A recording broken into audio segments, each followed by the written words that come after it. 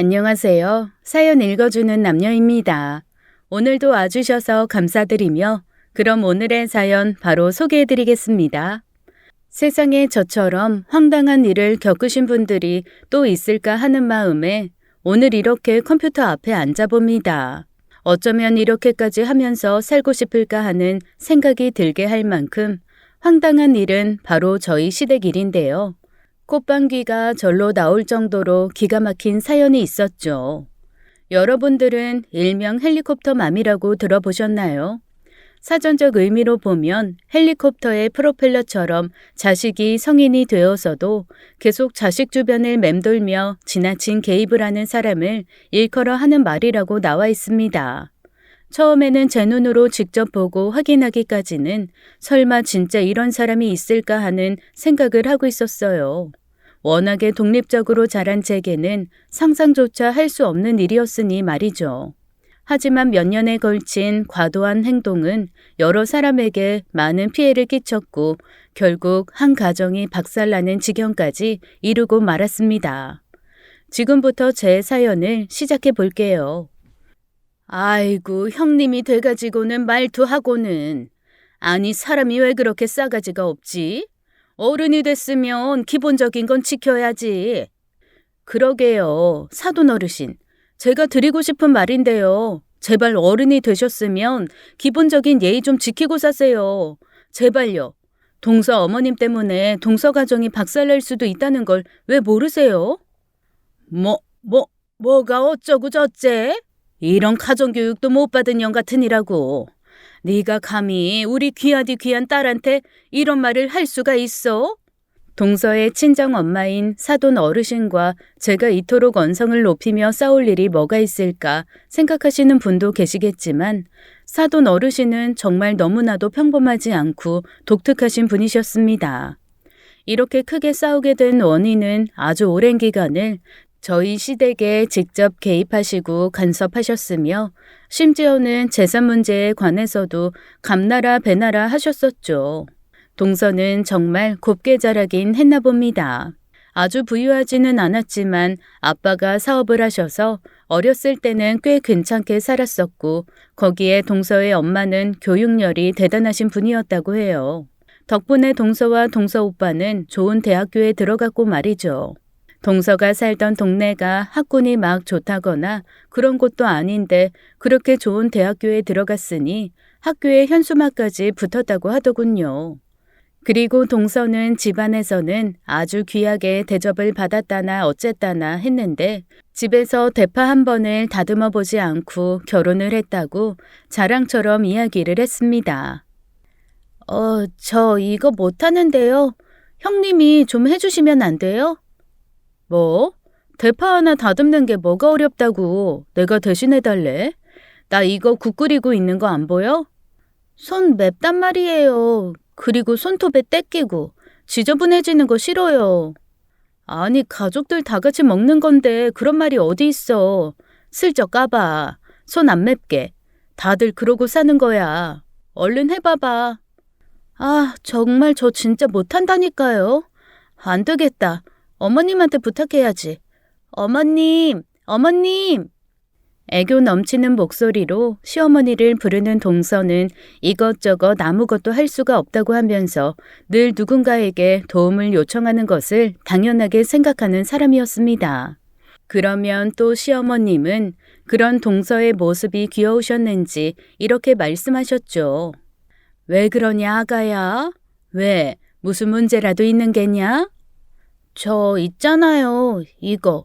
대파 한 번도 안 해보고 저희 집에서는 못하게 했거든요. 제가 손도 약하고 그래서. 어머님은 많이 해보셨으니까 이거 좀 도와주시면 안 될까요? 아이고야, 그려 내가 하마. 이거 뭐 대단한 것이라고. 내가 하마. 아무 걱정하지 말거라. 동서가 결혼하고 나서 몇 년간은 시모도 이렇게 동서를 다 받아주셨습니다. 저는 그런 동서가 얄미웠어요. 저도 집에서는 귀한 딸인데 자기만 귀하게 자랐다고 못한다고 하니 말 자체가 말이 안 된다고 생각했죠. 같은 여자로서 생각만 해도 얄미운 스타일이잖아요. 제가 시집 오고 나서 몇 년 동안 혼자 지낼 때는 시부모님께 잘 보이려고 못하는 음식도 인터넷을 검색해보고 공부해가며 만들었는데 어쩌면 이렇게 다를 수가 있습니까? 동서의 마음가짐부터가 싹수가 노랗다고 생각이 들었어요. 한두 번도 아니고 계속해서 이런 식으로 나오는 동서를 볼 때마다 진짜 별의별 생각이 다 들고 짜증까지 났습니다. 한 번은 시모의 생신 때문에 온 친척들이 다 같이 모이는 자리가 있었는데 그때도 자기는 아무것도 안 하고 저한테만 다 미루는 식의 말투 때문에 크게 화를 낸 적도 있었어요. 형님, 저 진짜 이거 못하겠어요. 전 체질에 안 맞나 봐요. 너무 어렵고 힘들고. 동서, 할 수 있어. 천천히 잘 해봐봐. 처음부터 잘하는 사람이 어디 있어? 여기 내가 알려줄 테니까 해보자고. 잡채는 당면 먼저 불려놓고 야채만 볶으면 간단해. 아니, 체질적으로 안 맞는 사람도 있는 거잖아요. 저는 이렇게 잘하지 않았다니까요. 해본 놈이 잘하는 거니까 그럼 형님이 하세요. 저는 과일 깎는 게 딱 제 체질이에요. 동서, 한두 번도 아니고 진짜 너무한 거 아니야? 그럼 이 많은 걸 나보고 다 하라는 거야? 우리 같은 며느리잖아. 며느리면 해야 할 기본적인 의무가 있는 거라고. 참나. 형님, 말은 똑바로 하셔야죠. 같은 며느리라뇨? 저는 인류대학교 나왔고 형님은 지방 전문대 출신이잖아요. 당연히 집에서 자라온 환경도 다르고 모든 것이 다 다른데 어떻게 같다고 표현을 하세요? 그건 아니죠. 동서의 뻔뻔함은 아주 기가 막히게 만들더군요. 대학교 출신까지 따져가며 자신과 저는 다르다는 말을 하는데 화가 머리끝까지 솟구쳐 올랐습니다. 제 얼굴은 울그락불그락해졌고 동서는 아랑곳하지 않고 콧노래까지 부르며 저를 무시해댔죠. 거실에는 친척 어르신들이 다 계신 상태라 더 이상 말을 하면 제가 주체가 될 것 같지 않아 말을 하지 않고 툴툴거리게 되었어요. 잠시 후 시어머니가 오시더니 저보고 무슨 화난 일이 있느냐며 하기 싫으면 하지 말라고 하셨습니다. 아니 큰애야, 그렇게 하기가 싫으냐? 입이 대빨 나와서 그게 뭐야? 하나뿐인 시애미 챙기는 게 그렇게도 싫으니? 아니에요 어머님. 그게 아니라요. 그게 이리 내라. 하기 싫으면 안 하면 되지. 내가 나이 먹고 며느리한테 이런 대접이나 받고 말이야. 아니요 어머님. 저 그게 아니에요. 그게 아니라 동서. 너는 손윗사람이 돼서 맨날 왜 그래도 손아랫사람을 탓하는 거냐? 하기 싫으면 하지 말라니까. 동서 때문에 오히려 시어머니와 저의 관계가 악화되는 것 같았습니다. 제 뜻은 그게 아닌데 자꾸 어긋나기만 했었거든요. 답답한 마음에 남편에게 하소연도 해보았지만 남자들은 원래 이런 것에 심각하게 생각을 하지 않는 사람들이라 제가 답답해하는 것을 이해하려 하지도 않았죠. 가끔 제 친한 친구에게 전화해서 동서 얘기를 하는 것 빼고는 제 편은 없는 것 같아서 매우 서글펐습니다. 동서가 결혼을 하고 초반 2년 정도는 늘 이런 식이 계속되었어요. 아무것도 못한다, 자긴 모른다, 집에서 이렇게 잘하지 않았다라는 말을 귀에 못이 박히도록 들었고 그 이후에는 더더욱 엄청난 일이 생겼습니다. 2년이 지나가면서 시어머니는 이런 동서에게 딱 한마디 하신 적이 있어요. 동서가 콧소리를 내며 어린 양 하듯이 시어머니에게 맨날 못한다 도와달라 그러니까 어느 날은 시어머니가 말씀하셨죠. 아가, 이제는 너도 좀 배워야 하지 않겠니? 여자면 앞으로도 계속 해야 할 터인데. 어머님, 지금 그럼 저보고 배워서라도 하라는 거예요? 어머님, 저 서운해요. 아니, 뭐 꼭 그런 것보다는 천천히 말이야. 앞으로 천천히.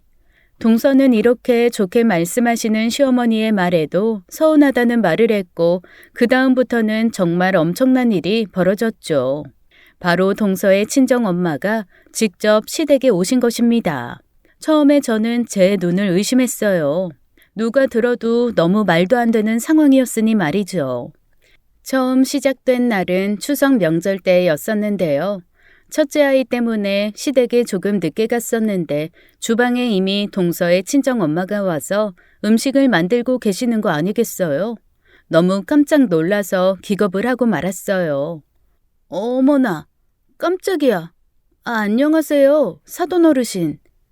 반가워요. 오랜만에 만나네요. 잘 있었어요? 살이 좀 오른 걸 보니 먹고 살만 한가 봐요. 허허. 네? 네. 근데 오늘 여기는 어쩐 일로 오셨어요? 보면 몰라요. 음식 만들고 있잖아요. 아니, 하도 시댁 기강이 세다고 울먹이면서 우리 딸이 전화를 했지 뭡니까? 그러니 엄마인 제가 가만히 있을 수가 있어야죠. 기강이요? 그게 여기에 무슨 기강이 있다고 그러세요? 저희는 평소에 잘 만나지도 않는데요.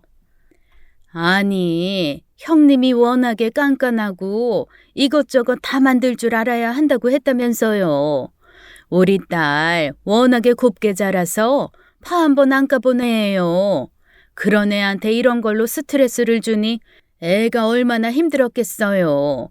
이제 내가 와서 행사 때마다 음식 다 할 테니까 더 이상 우리 딸한테 이런 걸로 스트레스 좀 주지 말아요. 알았죠, 사돈 형님?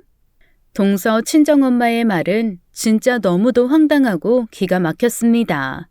제가 평소에 알고 지내는 사람들하고는 차원이 달랐어요. 웃는 얼굴로 말을 막 하시는데 도무지 어른이라는 생각이 들지 않을 정도였죠. 그러면서 저희 시부모님한테는 또 얼마나 깍듯하게 하시는지 두 눈을 뜨고 봐주지 못하겠다는 생각까지 들었습니다. 허허허, 안사돈, 이거 잡채 좋아하세요? 제가 만든 건 일반 잡채보다 훨씬 맛있고 담백할 거예요. 기름기도 거의 없이 해서 소화도 잘 될 거고요. 여기, 해보세요. 얼른요. 아이고야, 제가 살아생전 이런 대접도 받아보고 세상 천지 안사돈 음식 받아먹는 사람 저밖에 없겠네요. 시모는 그런 사돈이 뭐가 좋다고 입이 귀에 걸리시며 매우 행복해 하시더군요. 이 집안에서 짜증나는 사람은 오로지 저뿐인 것 같았습니다. 저 빼고는 모두가 다 웃음꽃이 만발하고 행복해 보였었어요. 사실 저희 시댁이 좀 잘 살긴 합니다. 재산도 제법 있고 살고 있는 집도 남부럽지 않을 만큼 넓은 전원주택이었거든요. 결혼을 하고 나서 알게 된 건데 월세로 먹고 살기에 아주 풍족한 건물도 하나 있으시고 지방 쪽에 땅도 갖고 계셨었죠. 저는 이런저런 거 아무것도 모른 채 착한 공무원 남편 하나 믿고 결혼했는데 동서는 결혼 전부터 이런 것들을 다 알고 있는 듯 했습니다. 제가 그래서 더 동서가 미웠나 봐요. 왠지 저희 시댁 재산 보고 결혼한 것은 아닌가 하는 생각을 떨쳐낼 수가 없었죠. 그에 반해 저는 진짜 별 볼 일 없게 자랐습니다. 부모님은 두 분 다 공장에서 열심히 일하시고 계셨고 엄마는 특히 갑상선 암에 걸려서 암투병을 하시느라 몸도 마음도 많이 약해지신 상태였거든요. 결혼 전에 제가 그런 상태이다 보니 시댁에서 저를 별로 반기지는 않았습니다. 처음 시댁에 인사를 드리러 올 때부터 제가 전문대 출신이고 친정은 보잘것없고 더욱이 친정엄마까지 아프다는 얘기를 들으시고는 시어머니나 시아버지의 안색이 확 바뀌어버리셨었거든요. 경기도권에 살고 있긴 했지만 늘 빚과 대출에 쪼들리고 부모님은 밑빠진 독에 물붓기라는 말씀을 가장 많이 하셨었던 기억도 납니다. 그런 제가 남동생과 여동생이 있었는데 언제나 용돈만 달라고 하는 철부지 어린 아이들이었죠. 이런 집안 환경을 갖고 있으니 공부에 대한 큰 야망도 없고 대학교에 대한 큰 꿈도 없었습니다. 그저 그런 대학을 나와서 빨리 돈을 벌어야겠다는 생각을 하면서 하루하루 버텼고 그저 그런 전문대를 나오게 되었어요. 지금의 남편은 대학을 졸업하고 여기저기서 미친 듯이 일을 하다가 만난 사람입니다. 남편은 공무원인데 제가 주말 알바를 하던 카페에 오는 단골 손님이었어요. 남편을 만나기 전 몇 명의 남자친구는 만나봤지만 이토록 제게 믿음을 심어주는 사람은 없었던 것 같아서 푹 빠져들었죠. 카페 알바는 토요일 아침부터 밤 마감 시간까지 계속되었었고 그곳에 남편은 아주 자주 와서 시간을 보내곤 했었죠. 노트북을 들고 와서 2시간씩 앉아있던 고객이었는데 늘 같은 시간에 혼자 왔었기 때문에 기억하고 있었어요. 행색도 보통 차림이고 그렇게 고급스러워 보이지 않게 하고 다녀서 남편의 집이 잘 살 것이라고는 상상도 하지 못했었습니다. 워낙에 조용하게 정해진 시간에 오기 때문에 저도 기억하고 있었는데 어느 날은 카페에 진상 손님이 왔었어요. 그 진상 손님은 아주 무례하게 카페 내에서 소란을 피웠고 그걸 말리는 제게 화를 내며 유리컵을 집어 던지기까지 했습니다. 너무 황당한 일이라 어떻게 해야 할지 모르고 있던 와중에 지금의 남편이 벌떡 일어나 그 손님을 제압하기 시작했죠. 여기서 이러지 마세요. 뭔가 불쾌한 일이 있으시면 매너 있게 건의하시면 될 일 가지고 왜 이렇게 소란스러우세요? 다른 사람들도 함께하는 공간인 거 모르세요? 아이씨, 당신 뭐야? 넌 뭔데 끼어들어서 난리야? 네가 해결해 줄 거야? 지금 이러시는 거 엄연히 영업방해죄 해당됩니다. 경찰 부를게요. 결국 지금의 남편이 된 그 손님은 경찰을 불러주었고 다행히 카페 안은 안정을 되찾게 되었어요. 그때 저는 남편을 보고 첫눈에 반했던 것 같습니다. 흥분도 하지 않고 차분하게 자신의 이야기를 하면서 문제를 해결하는 모습이 제가 알던 또래의 남자들과는 너무나 달랐거든요. 소란이 다 끝나고 나서 저는 감사하다는 인사를 건넸고 연락처까지 물어보았습니다. 그날 이후 저는 감사의 뜻으로 저녁을 한 끼 대접했고 그렇게 저희는 친해지게 되었어요. 제 남편은 감정 표현을 잘 하지 않고 무던한 스타일이었습니다. 몇 번을 더 만나는 동안에도 쉽게 자신의 마음을 드러내는 일은 없었지만 그래도 늘 한결같이 저를 챙겨주고 대해주는 모습이 보기 좋았었죠. 3달 정도를 만나던 끝에 저희는 연애라는 것을 시작하게 되었습니다. 그 당시 제 사정이 연애를 하면서 한눈 팔 시간도 없었지만 제 마음은 이미 홀딱 빠져버린 후였어요.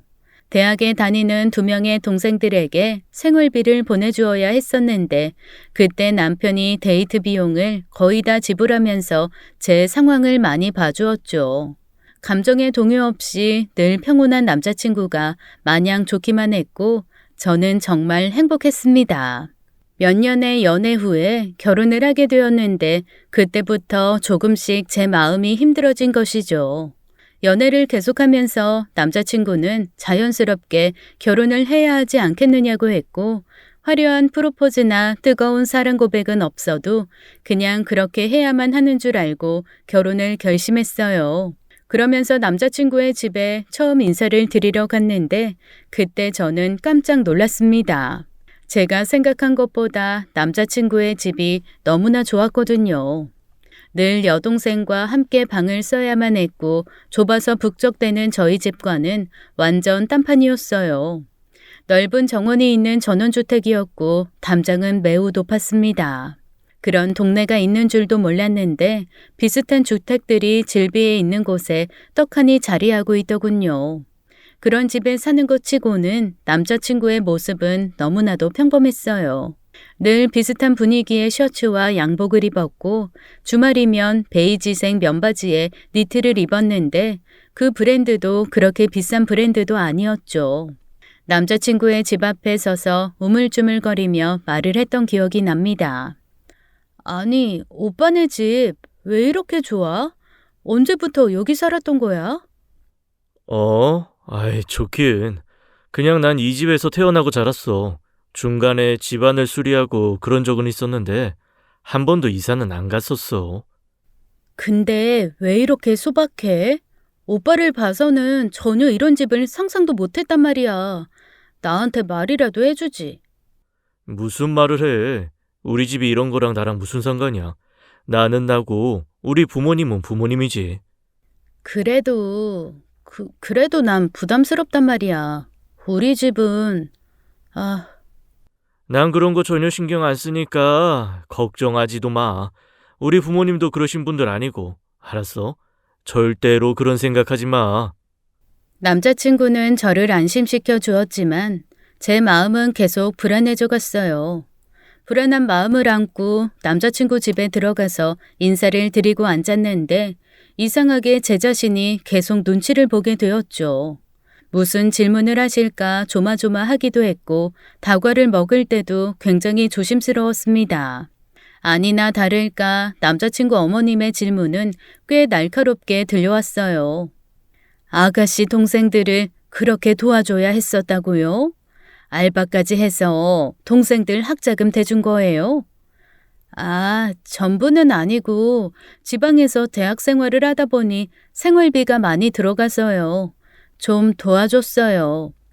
부모님 모두 생존해 계시다고 들었는데 집안 사정이 그렇게 좀 힘들었던 거예요? 남자친구 어머니의 말에 저는 아무 대답도 하지 못했습니다. 솔직하게 말씀을 드리면 마치 저희 부모님이 능력 없는 못난 부모처럼 보여질 것 같았거든요. 난감한 표정을 지으며 남자친구의 눈치를 살피니 남자친구는 중간에서 그런 질문 금지라고 웃으면서 말해주기도 했었죠. 몇 가지의 질문들이 끝나고 남친 부모님은 저를 마음에 들어하지 않으시는 눈치가 역력했어요. 번듯한 대학을 나와서 하고 싶은 거 다 하며 공무원 생활을 하는 자신의 아들과 제가 너무나 맞지 않는다고 생각하신 것 같았습니다. 그때 그 기분은 굉장히 비참하기도 했고 씁쓸하기도 했으며 며칠 동안 제게 우울함을 안겨주었어요. 부모님과 동생들은 남친 집에 인사 잘 다녀왔느냐고 물으셨지만 저는 그저 대충 대답만 하고 자세히 말을 해주지도 않았죠. 그리고 여러 우여곡절 끝에 드디어 저는 결혼을 하게 됩니다. 혼수와 예물 그리고 신혼집에 이르기까지 저희 집에서 결정한 부분은 단 하나도 없었고 모든 것은 다 시댁에서 결정하셨어요. 하다못해 신혼여행까지 남자친구가 가보지 않은 곳을 결정하느라 제 의견은 안중에도 없었죠. 그렇다고 시부모님이 엄청나게 과소비를 하시거나 물질적인 분들은 아니셨어요. 그저 자신들의 자식이 더 나은 환경의 여자와 결혼하길 바라셨던 것 같습니다. 결혼 후에 저는 최선을 다해서 시부모님께 사랑을 받으려 안간힘을 썼어요. 음식도 제대로 해본 적도 없었지만 인터넷 검색을 하며 여러 가지 음식들을 미리 만들어 보았고 연습 끝에 잘 만들어진 음식을 싸들고 주말이면 시댁에 방문한 적도 아주 많았죠. 남편에게 물어봐서 시부모님이 좋아하는 음식을 만들다가 몇 번이나 망쳤는지 모를 정도로 열심히 했습니다. 그렇게 몇 년을 하면서 아이도 낳고 하다 보니 조금씩 시부모님께 신뢰를 쌓아가고 있었는데 갑자기 동서가 이 집에 들어오면서 모든 것이 막 어질러진 느낌이 들었어요. 남편에게는 한 명의 남동생이 있는데 대학에서 미술을 전공하고 외국에 유학까지 다녀온 사람이에요.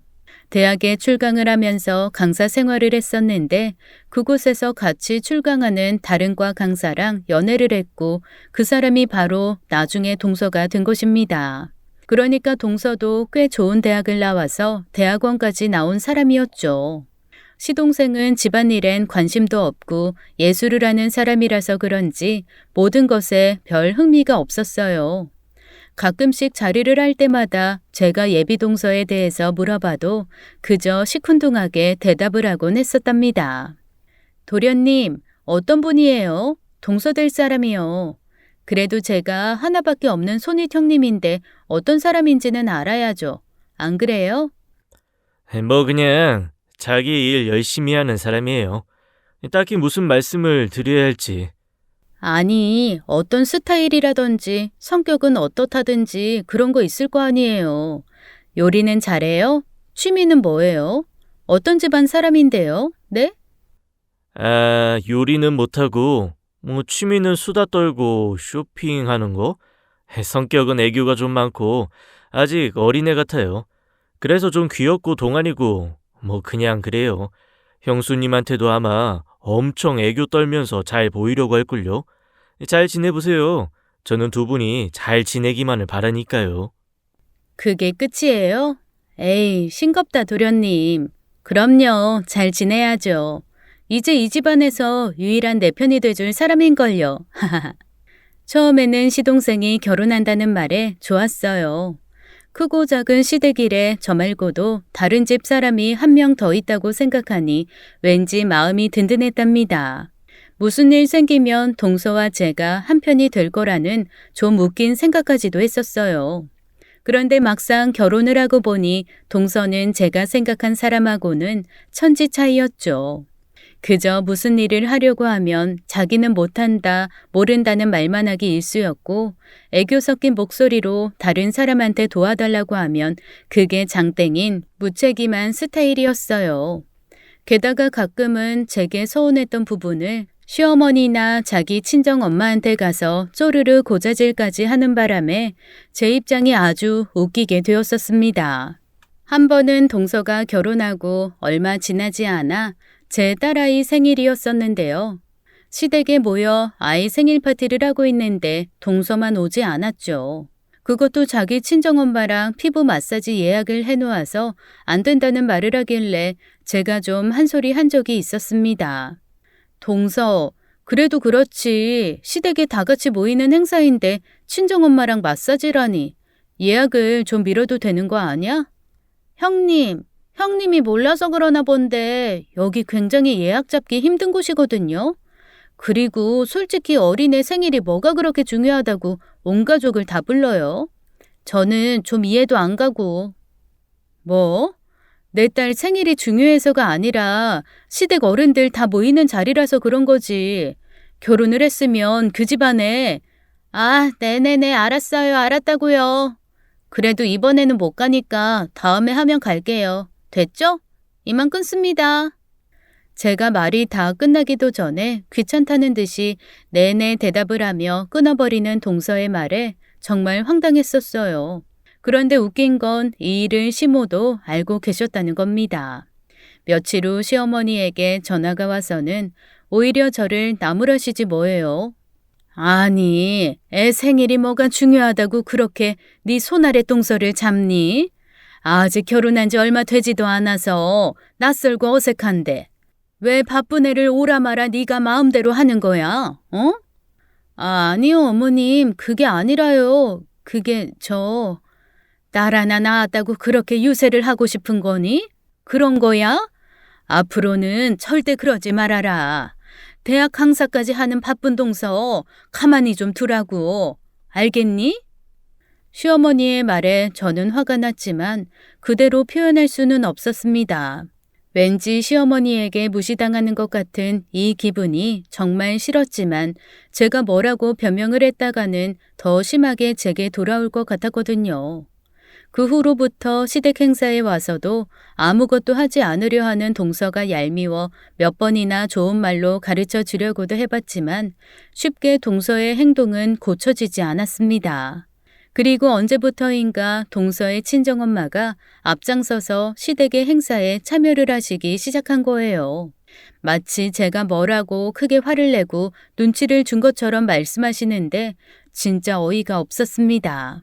더군다나 동서의 친정엄마는 저희 시어머니에게 얼마나 잘하시는지 누가 보면 친자매라고 해도 과언이 아닐 정도였죠. 회사 같은 데에서 윗사람한테 아부 심하게 하는 딱 그런 스타일의 동서 친정엄마는 때로는 거북스러웠습니다. 시도 때도 없이 시댁 온갖 행사에 다 참석하기 시작하시면서 부엌 살림살이까지 참견하셨고 제가 부엌에서 뭐라도 하려고 하면 날이 선 말투로 제게 선을 긋기도 하셨어요. 사돈, 이건 내가 할게요. 이리네요. 저번에 보니 칼질도 되게 서투르더만 뭘 한다고. 아니에요. 제가 할 수 있어요. 몇 년간 내내 제가 다 했었는데요. 저희 시댁 살림이니까 제가 할게요. 아니, 어른이 말하면은 좀 들을 줄도 알아야지. 제가 동서 엄마라고 하니까 나까지 손 아래로 보이는 거예요? 집안에서 어떻게 교육을 받았길래 이렇게 함부로지? 네? 저기 사돈어른, 너무 말씀이 험하신 거 아니세요? 가정교육까지 들먹이실 필요가 있으세요? 저희 시댁 행사인데 사돈 어른이 오셔서 이렇게 하시는 것도 지나친 간섭 아니신가요? 뭐? 참나 기가 막혀서. 여기가 누구 집이야? 우리 사돈 집이라고. 그쪽 집이 아니라 우리 딸 아이 시댁이라고. 우리 딸이 다 못해주는 거 엄마인 내가 해주겠다는데 뭐가 문제야? 언제는 음식 못한다고 그렇게 쿠사리를 줘놓고선. 동서의 친어머니의 행동은 점점 더 과감해졌습니다. 급기야 친정에 있는 그릇들을 다 꺼내서 자기 방식대로 정리까지 해버리셨죠. 왜 이런 상황을 가만히 놔두시는지 저는 이해가 가지 않았어요. 시어머니와 시아버지는 이런 불편한 일들을 왜 이렇게 아무 소리도 하지 않으시고 가만히 내버려 두시는 것인지 너무 답답했습니다. 마음속에 있는 답답함을 한번 시어머니에게 얘기해 본 적도 물론 있었어요. 왜 이렇게 동서 엄마가 와서 저희 집 살림을 이래라 저래라 하시느냐고 말이죠. 하지만 시어머니는 오히려 이런 부분에 대해서 너무 감사하다고까지 표현을 하시니 제가 더 이상 어떻게 반론을 할 수가 있겠어요. 추석 명절에 오셨던 것을 시작으로 그 뒤로는 시댁의 각종 행사마다 모두 다 참석을 하셨고 급기야 먼 친척들이 오는 시어머니의 생신 파티까지 주방 총책임을 하며 일을 하셨습니다. 먼 친척들은 모두 다 이런 사돈이 없다면서 복받았다고 시어머니에게 말했고 시어머니는 마냥 기뻐하기만 하셨어요. 그러다 저는 우연히 동서와 동서 엄마가 주방에서 하는 이야기를 들은 적이 있습니다. 저보고는 나가라고 하고 자꾸 동서하고 단둘이 음식을 차리려고 했는데 그때 속삭이던 말을 아직도 기억합니다. 아이씨, 이거 언제까지 해야 돼? 귀찮아 죽겠는데. 그냥 배달시키면 안 돼? 뷔페 같은 거 있잖아. 쉿, 조용히 안 해? 이렇게라도 해서 이 집안 재산 좀 받으면 얼마나 좋아? 니네 형님 봐라. 아주 없는 집에서 자라서 그런지 눈에 쌍심지를 켜고 시댁일을 하려고 하잖아. 그러니까 넌 걱정 말고 엄마가 하는 대로 가만히 따라오기나 해. 이게 다 너를 위해서 하는 일이니까. 알았어, 엄마. 아무튼 나는 엄마만 믿고 있을게. 그나저나 우리 시부모 재산 확실히 다 알아보긴 한 거지? 그럼 내가 다 누구 통해서 알아봤어. 건물 하나만 넘겨받아도 앞으로 강의 안 하고 놀면서 쇼핑이나 다니면 된다니까. 동서 친어머니는 다 계획이 있었던 것이더군요. 시댁에 재산이 있다는 것을 알고 그걸 어떻게든 빼먹으려고 한 일이었습니다. 이 이야기를 들은 다음 날 바로 시어머니를 찾아갔어요. 마침 시아버지도 함께 계시기에 동서와 동서 친정엄마가 몰래 나눈 이야기를 말씀드렸죠. 당연히 화를 내실 줄 알았던 시부모님은 웬일인지 혀를 쯧쯧하고 차시며 한숨을 쉬시는 겁니다. 아니 민서애미야, 너 왜 그러냐 도대체? 뭐가 그렇게도 불만이요? 우리 가족 아니냐? 에? 아버님, 가족이니까 그러니까 말씀드리는 거잖아요. 제가 분명히 들었어요. 그러니까 동선애한테 속지 마시고. 애미 너 정말 이럴 거야? 속긴 뭘 속아? 안 싸더니 우리 집에 하는 걸 봐봐라. 어떻게 이게 진심이 아닐 수가 있니? 남의 집 부엌까지 들어와서 손수 음식해서 주는 거 그거 쉬운 거 아니요. 애미 친정엄마가 못해주니까 그게 그렇게도 부럽디? 그래서 이렇게 와서 가족끼리 편가르고 그러는 거야? 어머님, 그게 아니에요. 진짜 그렇게 얘기했단 말이에요. 저희 집 돈 보고 그거 동서한테 어떻게든 물려받게 하시려고. 됐다. 애미 너 다시 한번 그런 소리 하거든. 우리 집에 오지도 말아라. 대학교에서 애들 가르치는 동서를 어떻게 그렇게 몰상식한 사람들 취급을 하는지 원. 얼른 가거라, 얼른. 시부모님의 반응은 상상 초월이었습니다. 오히려 제가 동서애를 모함한다고 생각하셨고 부러워서 그런다고 말씀하셨죠. 웃으면서 뭐라도 다 내어줄 것처럼 행동하는 동서 친정엄마의 행동에 두 분이 완전히 넋이 나가신 것 같았습니다. 고구마 100만 개를 먹은 것 같은 답답함을 안고 집으로 돌아왔어요. 어떻게든 진실을 밝혀야겠다는 생각이 들어 남편에게도 슬쩍 말을 꺼내보았는데 남편 역시 제 친정엄마가 아프셔서 제가 너무 꼬여서 생각한다면서 핀잔만 주었죠. 와, 그때의 제 마음은 그 누구도 이해하지 못할 거예요. 그 후로도 몇 달을 걸쳐 동서의 친정엄마는 온갖 집안 행사에 다 끼어들어 동서의 헬리콥터 역할을 하고 있었는데 저희 집안에 갑작스러운 비보가 생겼습니다. 바로 시어머니의 암 판정이었는데요. 최근에 몸이 안 좋고 갑자기 살이 막 빠져서 병원에 급히 가보니 췌장암 말기라는 판정을 받으셨고 그 길로 병원에 입원하여 암투병 생활을 시작하게 되셨습니다. 암 중에서도 소리 없는 암으로 유명한 췌장암은 그 사실을 알게 되면 바로 말기라고들 하더군요. 시어머니는 정말 어쩌다가 이런 병에 걸리게 된 건지 하늘에 대고 원망도 참 많이 해봤습니다. 시어머니는 매일매일을 우울해하셨고 항암을 시작하고는 바로 거부 반응까지 일어나 정말 힘든 나날을 보냈어요. 온 집안 식구들이 얼굴에 웃음을 잃어버릴 정도로 심각한 상황에 저도 참 많이 울었던 것 같습니다. 하지만 그 어떤 것도 시어머니의 병을 낫게 해주지는 못했어요. 온 가족들이 빌고 또 빌었지만 결국 시어머니는 호스피스 병동까지 가면서 최악의 상황으로 치달았고 그곳에서 진통제를 맞으며 버티고 계셨습니다. 그런데 평소에 시부모님에게 안부 전화도 잘 안 드렸던 동서가 시어머니 옆에 찰싹 붙어서 매일같이 병간호를 하더군요. 뭐 사람이 원래 착하고 그러면 충분히 이해가 갈 수 있는 부분이지만 동서와 동서 친정엄마가 하는 이야기까지 들었던 터라 저는 쉽사리 그 행동을 이해할 수 없었습니다. 그리고 그때마다 자리를 함께하던 사람은 바로 동서의 친정엄마였어요. 동서의 친정엄마는 시어머니의 병원에는 물론이거니와 집안에 혼자 계시는 시아버지의 건강과 식사까지 챙겼습니다. 사돈어른, 이것 좀 드셔보세요. 그렇게 좋아하시던 나물들 좀 무쳐왔습니다. 입맛 없으시겠지만 그래도 어떻게 산 사람은 살아야 하지 않겠습니까? 기적이라는 것도 있으니 이거 드시고 힘 좀 내서 또 열심히 기적을 기도해봐야죠. 자, 어서요. 얼른 좀 드셔보세요.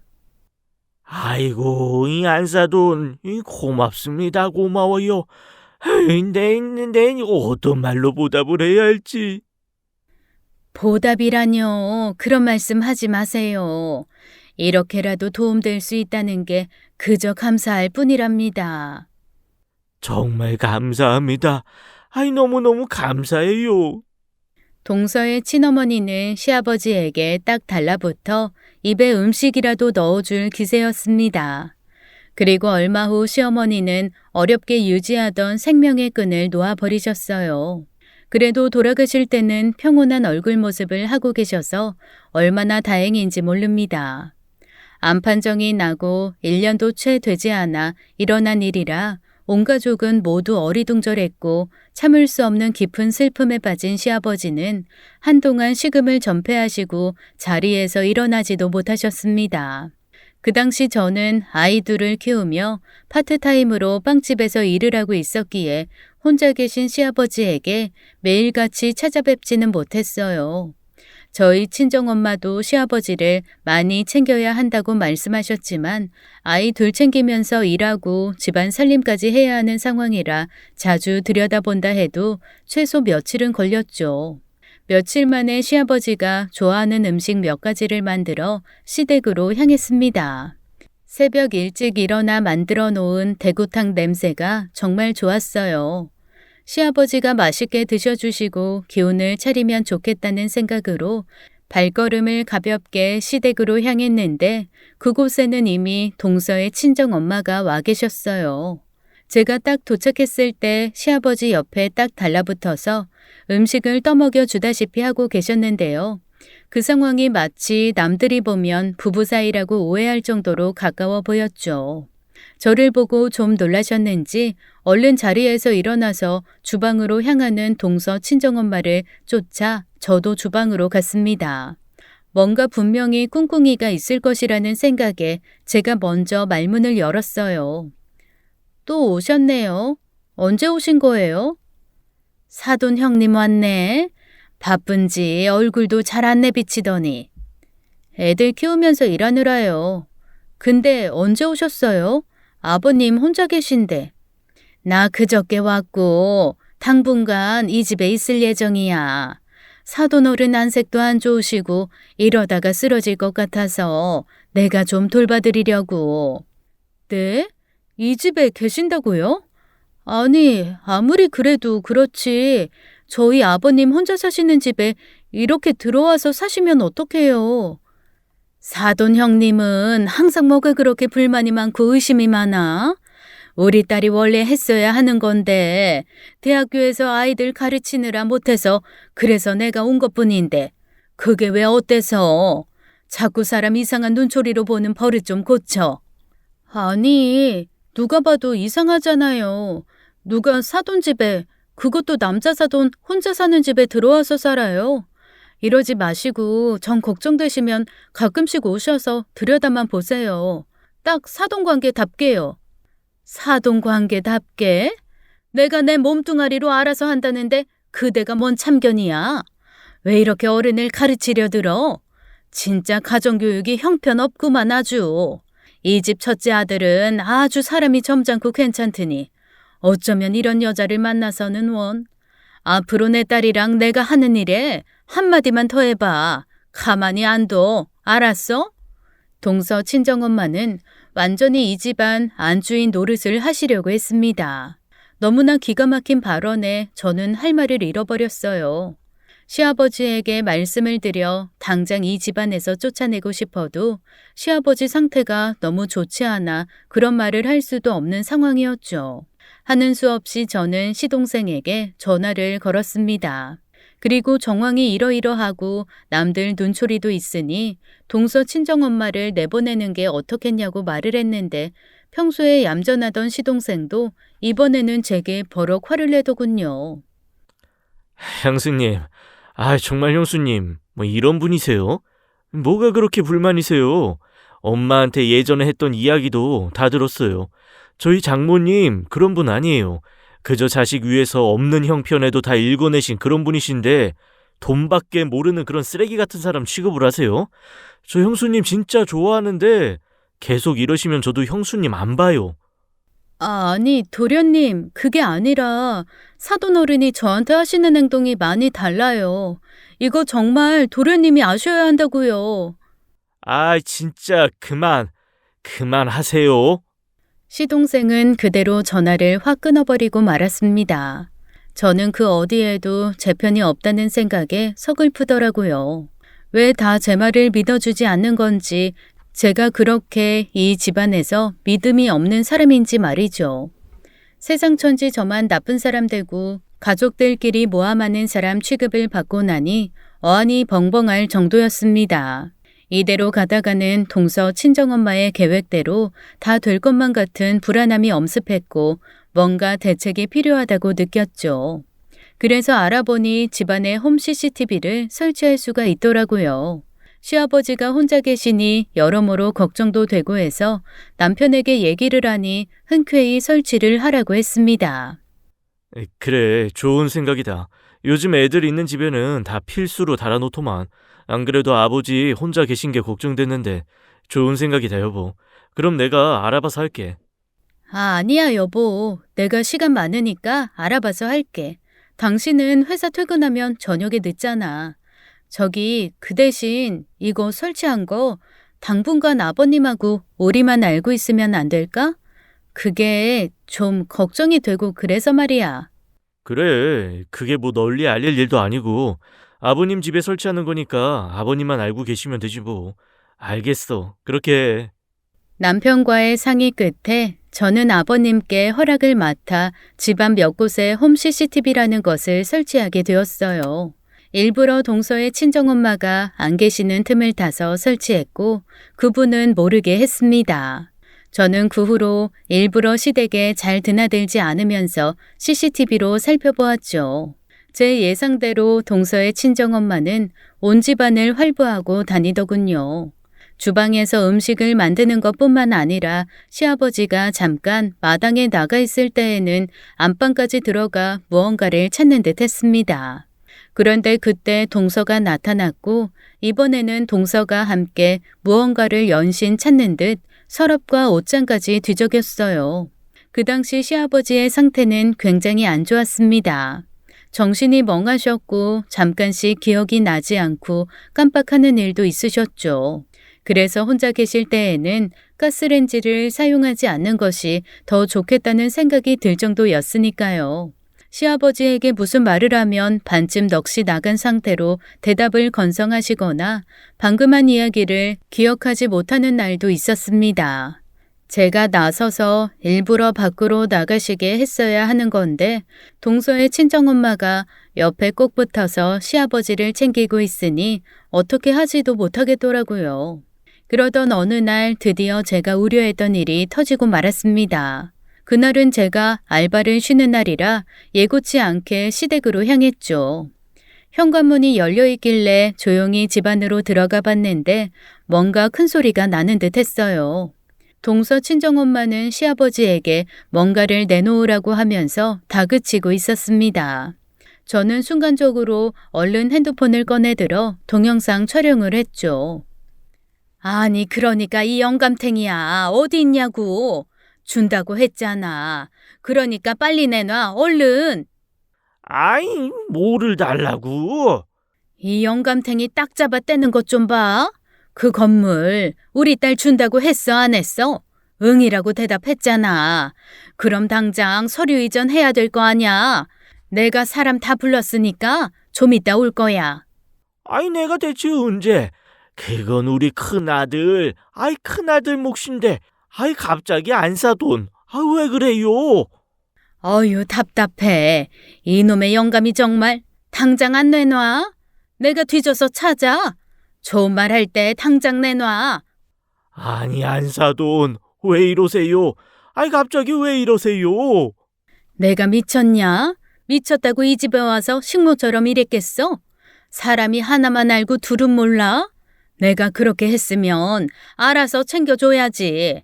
나도 뭔가 확실하게 받아놓고 해야지 내가 미쳤다고 해? 흥분한 동서의 친정엄마는 급기야 시아버지를 때리려고 벌떡 자리에서 일어나 손을 높이 올렸고 저는 그 순간 악소리를 내며 달려갔어요. 뭐예요? 정말 당신 뭐예요? 제정신이에요? 사돈 미쳤어요? 아니 또 언제 남의 집에 기어들어와서 지랄이야? 내가 뭐 틀린 말 했어? 이 집에서 개처럼 일했으면 대가를 받아야지. 당장 나가요. 이 집에서 당장 나가세요. 안 그러면 경찰 부를 거예요. 당장요. 경찰? 너 미쳤니? 못 배워먹은 것 주제에 어디서 본 건 있어가지고 경찰 같은 소리 하네. 경찰이 오면 누구 말을 믿겠니? 이 집안 식구들 네 말 들어주지도 않는데. 의 좋은 가족간 갈라놓는 사람이 누군데? 그래요? 그럼 이걸 보고도 그런 말이 나올까요? 나머지는 경찰서 가서 얘기하시죠. 저는 그 순간 아까 촬영한 영상을 남편과 도련님에게 보냈고 경찰서에 전화도 걸었습니다. 이런 저를 보고 동서 친정엄마는 핸드폰을 빼앗으려 안간힘을 써보았지만 저도 힘에서는 어떤 여자들한테도 안 밀리는 편이거든요. 60도 넘은 노인네가 아무리 노력해도 제게 핸드폰을 뺏어갈 수는 없었어요. 이것이 정말 미쳤나? 사돈, 뭐라고 말 좀 해봐요. 이것이 가족 간의 사이를 갈라놓으려고 별짓을 다 합니다. 안 그래요? 얼른 이것 하는 꼬라지 좀 말려봐요. 당장 이 집에서 내쫓아요. 이것? 내가 내 평생 당신 같은 사람 처음 보네. 이 집에서 나갈 사람은 당신이야. 그동안 얼마나 우리 큰애를 욕하고 나쁘게 말하든지 이 바보 같은 나는 그것만 믿고 내가 아주 뭐에 홀려도 단단히 홀렸어. 아이 당장 나가 이 나쁜 것. 아니 바깥사돈 갑자기 왜 그래요? 나처럼 착한 천사는 없다면서요. 우리 딸이 최고 며느리라면서요. 꼬리 9개 달린 구미호 같은 것. 여태까지 나랑 죽은 내 마누라한테 얼마나 꼬리를 쳤는지. 아이고, 이 내가 미쳤었지, 미쳤어. 이제야 시아버지는 제정신이 돌아오신 듯 했어요. 몇 년간 동서의 친정엄마가 시댁에 와서 일을 하면서 제 얘기를 엄청 많이 했었나 봅니다. 그리고 그 말을 시부모님은 무조건 다 믿으셨었고요. 그러니 제가 동서에 대해서 얘기하는 것을 얼마나 싫어하셨을까 짐작이 됩니다. 잠시 후 경찰이 집으로 왔어요.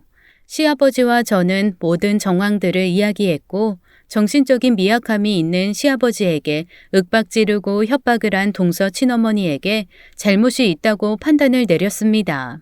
가족관계이니만큼 합의를 해서 원만하게 끝이 났으면 좋겠다며 이야기를 하는 찰나 도련님이 집에 도착했어요. 이날 강의가 없어서 안 그래도 시댁에 와서 시아버지를 보려고 했던 모양입니다. 제가 보내준 영상을 보고는 거친 숨소리를 내며 집 안으로 들어왔고 그 얌전하던 도련님이 버럭하며 자신의 장모에게 소리를 지르더군요. 장모님이 어떻게 이런 짓을 할 수가 있어요? 사람이에요? 정말 사람의 탈을 쓰고 이럴 수 있어요? 진짜 왜 그러세요? 아니 자네 그게 말이야. 저기 그게 말일세. 뭔가 오해가 좀 있어서 말이야. 오해요? 오해? 오해라고 하셨어요? 이게 오해예요? 마누라 죽고 넋 놓고 있는 사람한테 재산 내놓으라니요. 이게 도대체 무슨 말이에요, 도대체? 그거 협박이고 죄예요. 콩밥 드시고 싶으세요? 아니 말이 나와서 하는 말인데 내가 그런 별 볼 일도 없는 자네 뭘 보고 시집을 보냈겠나? 생각을 좀 해보게. 미래도 없는 시간 강사 주제에 볼 거라고는 딱 하나. 집에 돈 좀 있는 건데 그거 아니면 내가 우리 딸 자네한테 줬을 것 같나? 우리 딸 이래봬도 대기업 이사급 되는 사람 선자리도 들어오고 그런 아이야. 어디서 주제도 모르고. 아니, 장모님. 그럼 우리 집 돈 있는 거 보고 그래서 결혼을 시켰다고요? 장모님 정말 이게 장모님 본 모습이에요? 세상에 돈 안 좋아하는 사람이 있나? 내가 뼈 빠지게 이 집에서 일한 거, 그거 우리 딸한테 좀 물려달라는 거, 그게 뭐가 잘못됐다고 이러나? 우리 딸도 뭐라도 든든하게 있어야 앞으로 든든하게 살지. 안 그런가? 노인네들 저승 갈 때 관 속에 들고 갈 것도 아니면서 뭐가 그렇게 아깝다고? 꼬라지 보니 얼마 안 남은 것 같구만. 동서 친정엄마의 뻔뻔함에 저희들은 모두 두 손 두 발 다 들 정도였습니다. 기가 막히고 황당함을 넘어서 콧방귀까지 나올 정도로 어이가 없었죠. 도련님은 자신의 장모를 데리고 시댁을 나갔고 저는 놀란 시아버지 곁을 지켰습니다. 잠시 후 남편이 집으로 왔고 모든 상황을 다 알게 되며 제게 미안하다는 말을 하더군요. 아버님은 좀 어떠셔? 많이 놀라셨었지? 좀 많이 놀라셔서 눈물까지 보이시고 자리에서 일어나지도 못하셔. 좀 전에 두통약 드시고 이제 겨우 잠드셨어. 내가 사람을 잘 봤어야 하는 건데. 미안해, 여보. 애초에 당신 말 들었어야 하는 건데 결국 이 꼴까지 오게 됐네. 내가 뭐라 할 말이 없어. 정말 미안해. 아마 동서 엄마가 어마어마하게 내 욕을 했었나 보더라고. 내가 멀쩡한 가정 깨트리려고 한다고. 인생 정말 알 수 없나 보다. 어떻게 우리 집안에 이런 일이 생기냐? 남편은 더 이상 아무 말도 하지 못한 채 한숨만 쉬었습니다. 한참을 있다 보니 아버님이 잠에서 깨어나셨고 저희 부부를 부르셨어요. 내가 그동안 너무 바보같이 살았어. 정말 바보 같았어. 미안하다, 애미야. 정말 미안해. 그리고 당장 내일 명의 이전해 줄 테니까 좀 알아보거라. 나 같은 노인네가 더 이상 그 건물 갖고 있어봐야 필요도 없고, 난 이제부터 여행도 좀 다니면서 아무것도 신경 쓰지 않고 살란다. 아버지, 아직 아버지 한창이세요. 저희 아직 그렇게 큰 돈 필요 없고 아직 젊잖아요. 열심히 벌 수 있는 나이예요. 괜찮아요, 아버지. 아니다. 내가 애초부터 네 엄마하고 얘기 다 끝낸 거다. 괜히 갖고 있어봐야 이놈 저놈 똥파리만 끼고 얼른 준비해라. 그리고 애미한테는 내가 사과하마. 미안하고 그리고 고맙다 고마워. 그렇게 시아버지는 저희에게 갖고 있던 건물을 넘겨주셨습니다. 그리고 며칠 후 동서가 저희 집을 찾아와서는 아주 뻔뻔하게 말했어요. 형님, 다 알아요. 건물 받으신 거. 그거 저희 목도 있으니까 월세 나오면 반은 줘요. 뭐가 어쩌고 저째? 동서가 나한테 이런 말할 자격이 된다고 생각해? 어쩌면 일이 뻔뻔하지? 아니, 제가 뭘 어쨌다고 자격을 운운해요? 어찌 됐건 저랑 저희 엄마가 시댁 행사에 일 많이 한 건 맞잖아요. 다 같은 형제인데 누군 받고 누군 손가락 빨라고요? 그 꼴은 못 보죠. 내놓으세요. 알았죠? 진짜 안 되겠구나. 많이 배워서 똑똑한 줄 알았더니 도련님이 뭐라고 생각하실까 정말 궁금하다. 내가 도련님하고 상의할게. 동서를 돌려보낸 후 저는 바로 시동생에게 전화를 걸어 이야기를 해주었습니다. 시동생은 한숨을 크게 내쉬더니 이제는 도저히 참을 수가 없다고 하더군요. 정말 안 되겠어요. 저도 참을 만큼 참았는데 이제 더 이상은 안 되겠어요. 저 이혼할 거예요. 나중에 연락드릴게요, 형수님. 죄송하고 또 죄송합니다. 시동생은 그렇게 전화를 끊어버렸고 얼마간은 연락이 되지 않았습니다. 저는 당분간 사정을 말해 알바를 쉬고 시아버지에게 매일같이 드나들었어요. 간단한 반찬거리뿐만 아니라 시아버지의 동네에서 하는 문화센터 같은 강좌에도 신청해 시아버지를 모셔다 드렸습니다. 웃음이라고는 찾아보기 힘든 시아버지의 얼굴에서도 아주 가끔 미소가 보이기도 해서 기분이 얼마나 좋은지 모르겠어요. 세상에서 가장 가까운 부인을 잃으시고 사돈에게 협박까지 당한 시아버지의 마음이 한순간에 치료되지는 않겠지만 그래도 이렇게 조금씩 도와드리다 보면 분명히 좋아질 거라는 마음으로 열심히 보살펴 드리고 있답니다. 한 달 정도가 지난 후 시동생은 이혼을 진행 중이라는 얘기를 했고 집을 얻을 때까지는 시댁에 들어가 살며 시아버지를 보살펴 드리겠다고 말을 했어요. 저는 굳이 이혼을 말리지 않았고 그저 시동생의 앞날이 행복하기만을 바란다고 했습니다. 구체적인 정황은 나중에 남편을 통해 듣게 되었는데 동서의 친정엄마가 시동생이 강의를 하는 학교까지 찾아와 난동을 부린 일이 있었다고 하더군요. 그래서 어쩔 수 없이 시동생도 제가 보낸 그 동영상을 사람들이 있는 가운데 재생해버렸고 동서와 동서 친정엄마는 그곳에서 개망신을 당하고 도망치듯 나가버렸다고 합니다. 그 후로도 그 뻔뻔한 모녀들은 제게 전화를 걸고 시댁에도 찾아왔었는데 현관 앞에서 문전박대를 당했어요. 시아버지도 이제는 더 이상 그 사람들의 낯짝도 보기 싫다며 그토록 예뻐하던 동서에게도 차디차게 대하셨습니다. 하도 시아버지가 문을 안 열어주시니 동서가 문을 발로 차고 동네에서 소란까지 피워서 누가 신고도 했었나 봐요. 경찰이 출동하는 것을 보고 줄행랑을 쳤다고도 합니다. 시댁돈 받으려고 그렇게 안간힘을 썼다가 지금은 그지 같은 꼴이 되고 말았어요. 동서는 시동생과 같은 학교에 출강하고 있었는데 그 학교에는 소문이 다 돌아서 잘려버렸죠. 인성이 그따위니 학생들에게 소문이 일파만파로 퍼져서 강의를 듣지 않는다고까지 했었나 봅니다. 뿌린 대로 거둔다라는 말이 조금도 틀리지 않다는 걸 이번에 정확히 알게 되었네요. 세상에는 정말 상상하지도 못한 일들이 일어나고 있는 것 같습니다. 저도 제 인생에서 이런 일이 있으리라고는 단 한 번도 생각해 본 적이 없었으니 말이죠. 오히려 이런 큰 풍파를 잘 겪어내고 나니 저희 가족은 그전보다 더욱 단단해졌고 서로에 대한 믿음이 커졌습니다. 저는 지금 시동생을 제 친동생처럼 생각하고 아주 잘 챙겨주고 있어요. 가끔은 잔소리도 하고 술도 한 잔씩 마시면서 여자들의 심리에 대한 이야기도 해주면서 말이죠. 시동생은 제게 너무 고맙다고 말을 합니다. 앞으로는 진짜 제대로 된 여자와 결혼해서 저를 힘들게 하지 않겠다고 해요. 도련님, 그런 저런 거 다 신경 쓰지 마시고 도련님 인생만 생각해요. 아셨죠? 저는 진심으로 도련님이 행복했으면 좋겠어요. 고마워요, 형수. 여자한테 대여서 앞으로 여자나 만날 수 있을란가 모르겠어요. 뭐 꼭 여자 만나야 행복한가요? 그냥 자신의 인생만 생각하세요. 아셨죠? 저희 가족은 지금 그 무엇보다 행복한 삶을 살고 있습니다. 이번 주 주말에는 모두 다 같이 시어머니가 있는 납골당에 갈 예정이에요. 아마 하늘에서 시어머니도 이 모든 것을 다 알고 계시겠죠?